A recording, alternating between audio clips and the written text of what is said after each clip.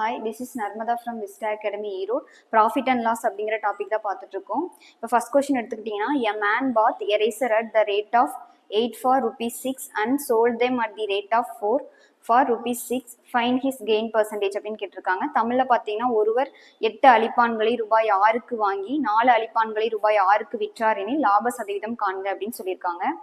அப்போ 8 எரேசரோட cost price பார்த்துட்டீங்க அப்படின்னா ₹6 அப்படின்னா, அப்போ ஒரு எரேசரோட காஸ்ட் ப்ரைஸ் எப்படி கண்டுபிடிப்பீங்க?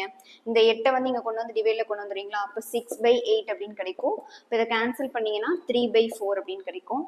அப்போ அடுத்து என்ன கொடுத்துருக்காங்க? 4 எரேசரோட செல்லிங் ப்ரைஸ் பார்த்துட்டீங்க அப்படின்னா ₹6 இருக்கு. அப்போ ஒரு எரேசரோட செல்லிங் ப்ரைஸ் என்ன பண்ணுவீங்க? அந்த 6 இந்த 4 இந்த சைடு கொண்டு வந்தீங்கன்னா டிவைட் ஆயிரும். இப்போ டிவைட் பண்ணிட்டீங்கன்னா 3/2 அப்படின்னு கிடைக்குங்களா? அப்போ காஸ்ட் ப்ரைஸும் இருக்கும், செல்லிங் ப்ரைஸும் இருக்கும். சேம் குவான்டிட்டிக்கு மாற்றிட்டோம். ஒரு எரேசரோட காஸ்ட் ப்ரைஸ் வந்து 3/4, ஒரு எரேசரோட செல்லிங் ப்ரைஸ் வந்து 3/2 அப்படின்னா நமக்கு இது ரெண்டுமே ஒரே குவான்டிட்டியாக இப்போ சேஞ்ச் ஆயிடுச்சு. அவங்க என்ன கேட்குறாங்க? கெயின் பர்சன்டேஜ் கேட்குறாங்க. அப்போ கெயின் பர்சன்டேஜ்னாலும் ப்ராஃபிட் பர்சன்டேஜ்னாலும் சேம் தான். இப்போ ப்ராஃபிட் பர்சன்டேஜ் ஈக்குவல் டு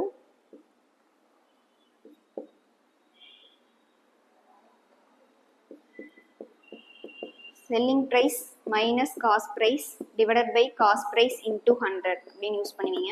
இதை வந்து ஷார்ட்கட்டில் போட்டோம்னா ரொம்ப இழுக்கும், அதனால இந்த மெத்தட் யூஸ் பண்ணிக்கோங்க. இப்போ செல்லிங் ப்ரைஸ் மைனஸ் காஸ்ட் ப்ரைஸ்னா செல்லிங் ப்ரைஸ் வந்து 3/2 மைனஸ் காஸ்ட் ப்ரைஸ் பார்த்தீங்கன்னா 3/4 டிவைடட் பை காஸ்ட் ப்ரைஸ் என்னது 3/4 இன்டூ 100 அப்படின்னு போடுவீங்க. அப்போ இதை சால்வ் பண்ணிங்கன்னா என்ன கிடைக்கும்? 4 வந்து எல்சிஎம் எடுத்துருவீங்க. அப்போ இங்கே வந்து 6 - 3 அப்படின்னு கிடைக்கும். இன்டூ 4/3 வருங்களா? இதை மேலே கொண்டு வந்தீங்கன்னா 4/3 சேஞ்ச் ஆயிரும். இன்டூ 100 அப்படின்னு கிடைக்கும். இப்போ இதை சால்வ் பண்ணிங்கன்னா 3/4 இன்டூ 4/3 இன்டூ 100 அப்படின்னு கிடைக்கும். இப்போ 4 கேன்சல் ஆயிரும், 3 கேன்சல் ஆயிரும். இப்போ 100%. இப்போ ப்ராஃபிட் எவ்வளோ பர்சன்டேஜ்னு பார்த்தீங்கன்னா 100%. ஏன் அப்படின்னா இப்போ வந்து 8 எரேசரை வந்து ₹6 விற்கிறாங்க, 4 எரேசரையே ₹6 விற்கிறாங்க. அப்படிங்கும்போது அவருக்கு 100% ப்ராஃபிட் கிடைச்சிடும் அப்படிங்கிற மீனிங்.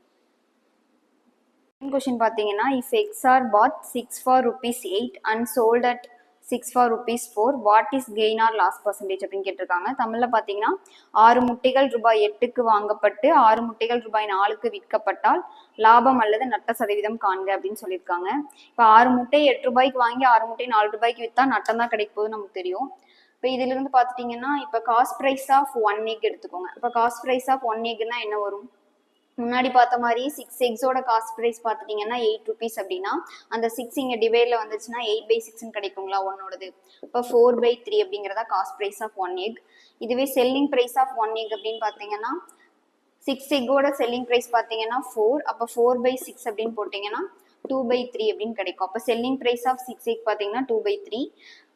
அப்போ லாஸ் தான் கிடைக்க போகுது அப்படின்னு நமக்கு தெரிஞ்சா லாஸ் பர்சன்டேஜுக்கு ஃபார்முலா என்ன அப்படின்னா cost price minus selling price divided by cost price into 100%. இப்போ cost price minus selling price அப்படின்னு என்ன பண்ணணும்? cost price வந்து 4/3 minus 2/3 divided by cost price வந்து 4/3 into 100% அப்படின்னு போடுவீங்க. இப்போ இதுலேருந்து சப்ராக்ட் பண்ணிங்கன்னா 2/3 மட்டும் கிடைக்கும். இன்டூ இது மேலே போயிடுச்சுன்னா 3/4 into 100% அப்படின்னு கிடைக்கும். இந்த 3 கேன்சல் பண்ணிக்கலாம். 1 2s are 2, 2 2s are 4. இதை கேன்சல் பண்ணிங்கன்னா 50.